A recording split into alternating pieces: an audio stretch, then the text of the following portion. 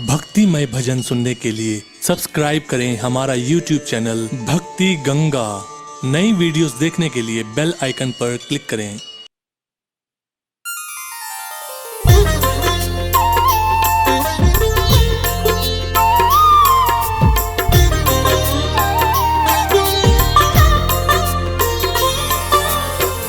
रघुपति राघव राजा राम, पतित पावन सीताराम। बोलिए मर्यादा पुरुषोत्तम भगवान श्री रामचंद्र जी महाराज की।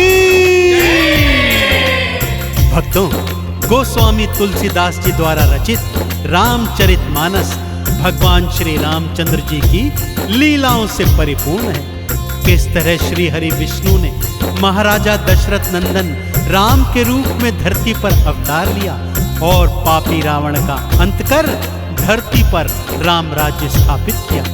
रामायण में प्रभु राम की अनेकानेक लीलाओं का वर्णन है, जिनमें से एक मार्मिक कथा अहिल्या उद्धार की कथा मैं आज आपको सुनाने जा रहा हूं। तो एक बार फिर बोलिए मर्यादा पुरुषोत्तम भगवान श्री रामचंद्र जी महाराज की।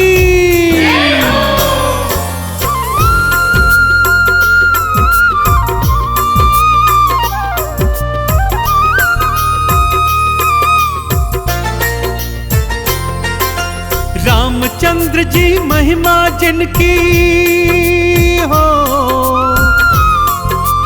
रामचंद्र जी महिमा जिनकी भक्तों अपरंपार।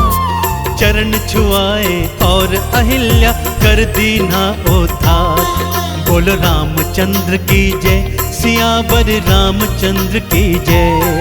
बोलो रामचंद्र की जय, सियावर रामचंद्र की जय।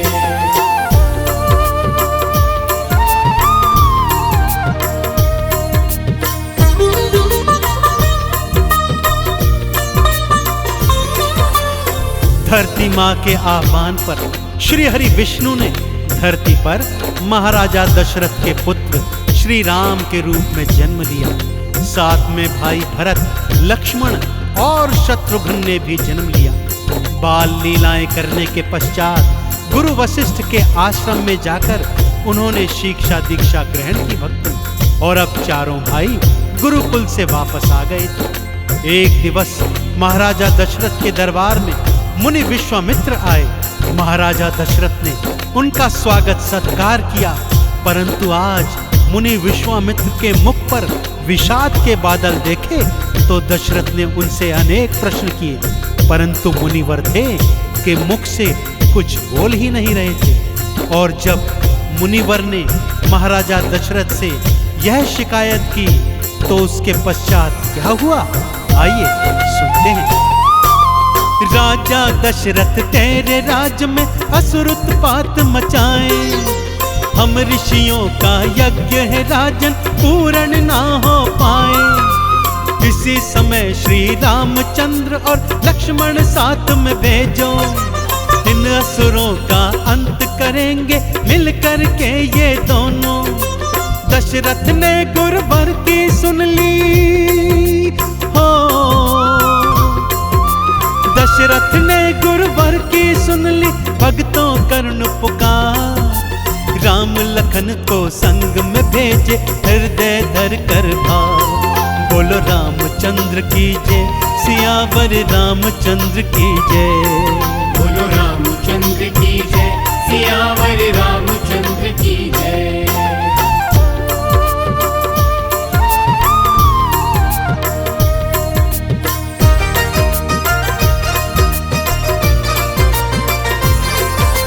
राम और लक्ष्मण मुनि विश्वामित्र के साथ वनों में आ गए भक्तों, और उनके यज्ञ की रक्षा करने लगे। ऐसा करते करते उन्होंने कई असुरों का अंत किया। एक दिन वन भ्रमण करते करते एक निर्जन स्थान पर पहुंचे, जहां का वातावरण अत्यंत रहस्यमयी था और भयानक भी था। पूछने पर मुनिवर ने बताया, यह स्थान महामायावी राक्षसी ताड़िका का है, जिसका तुम्हें अंत करना है राम। प्रभु राम के मन में प्रश्न आया, गुरुवर वो तो एक स्त्री है और स्त्री का वध नीति अनुकूल नहीं। परंतु गुरुवर ने कहा, हे राम, जो पाप करता है उसका अंत करना तुम्हारा प्रथम कर्तव्य है। और उधर ताड़ का अट्टहास करती हुई जंगल में प्रकट हो गई भक्तों। अट्टहास कर आई ताड़िका भारी राड़ मचाती, बोली मनुज है प्यारे मुझको उनका मांस में खाती। जैसे ही खाने को आई राम ने बाण चढ़ाया, मारा बाण हृदय में उसके प्राण पखेरु उड़ाया। भूमि गिरी थी पापी ताड़िका, भूमि गिरी थी पापी ताड़िका, मारी उसने पछाड़। राक्षस सेना रोती भक्तों मार मार के दहाड़। बोलो श्री राम की जय, सियावर रामचंद्र की जय। बोलो रामचंद्र की जय, सियावर रामचंद्र की जय।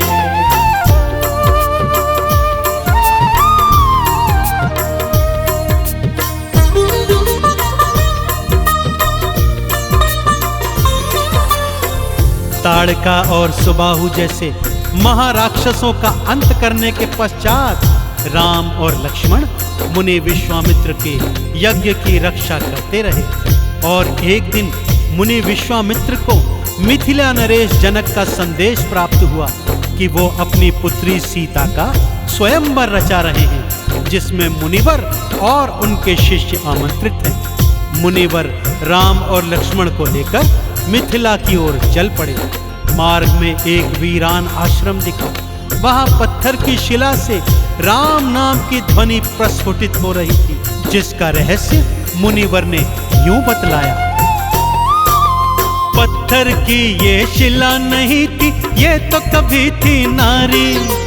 गौतम ऋषि की नार अहिल्या श्रापित हुई बेचारी। बड़ी करुण गाथा है इसकी, आओ तुमको सुनाऊं। ध्यान लगा कर सुनना दोनों, आओ मैं बतलाऊं। तुमरे ही चरणों से होना हो, तुमरे ही चरणों से होना इसका तो उद्धार। इसीलिए तो आए हैं हम आज यहाँ इस द्वार। बोलो रामचंद्र की जय, सियावर रामचंद्र की जय। बोलो रामचंद्र की जय, सियावर रामचंद्र की जय।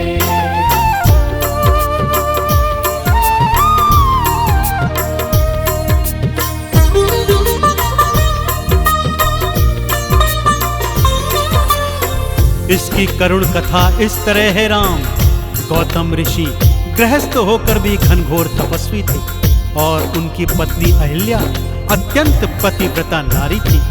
वो नित्य प्रति भोर की पहली किरण के साथ साथ गंगा स्नान हेतु चले जाते थे, परंतु इंद्र उनके तप को भ्रष्ट करना चाहता था। अतः उसने एक चाल चली, मध्य रात्रि को मुर्गे की बांग दे दी। गौतम ऋषि भोर हो गई जानकर गंगा स्नान को चल दिए और इधर इंद्र उनका रूप धरकर कुटिया में प्रवेश कर गया और अहिल्या के साथ प्रेम क्रीड़ा करने लगा। उधर गौतम ऋषि जब वापस आए तब उन्होंने अहिल्या को इंद्र के साथ प्रेम रत देखा और क्रोध में आकर उन्हें श्राप दे दिया कि जा तू पत्थर की शिला बन जा। परंतु जब सत्य जाना तो उसे मुक्ति का उपाय बताया कि राम चरणों की धूलि से एक दिन तेरा उद्धार होगा। जाओ राम अब देर करो ना, शिला के सन्मुख जाओ। पाथर नारी अहिल्या से तुम अपने चरण छुआओ। जैसे ही वो चरण छुआए पत्थर बन गया नारी। रामचंद्र की चरण धूलि से नार अहिल्या तारी। चरणों में वंदन करती है, ओ चरणों में वंदन करती है अहिल्या 100 बार। चली गई थी अहिल्या नारी गौतम ऋषि के द्वार। बोलो राम रामचंद्र की जय, सियावर रामचंद्र की जय। बोलो रामचंद्र की जय, सियावर रामचंद्र की जय।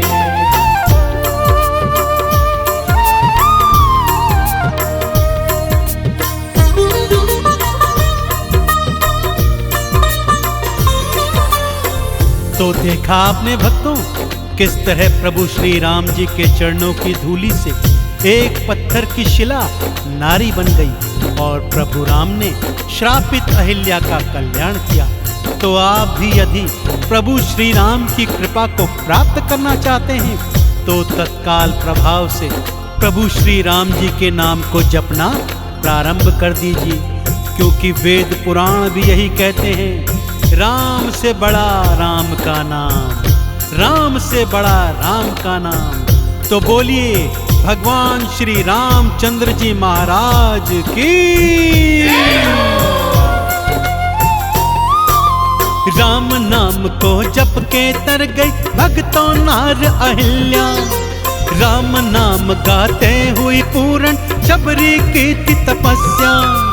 राम नाम को जप के जटायु लोक वैकुंठ सिधारे, राम भक्त हनुमान सदा ही राम राम ही उचारे। चंदन तिलक लगाएगा जो,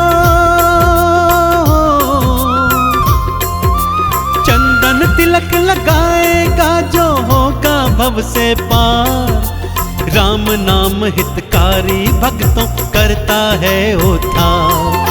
बोलो रामचंद्र की जय, सियावर रामचंद्र की जय। बोलो रामचंद्र की जय, सियावर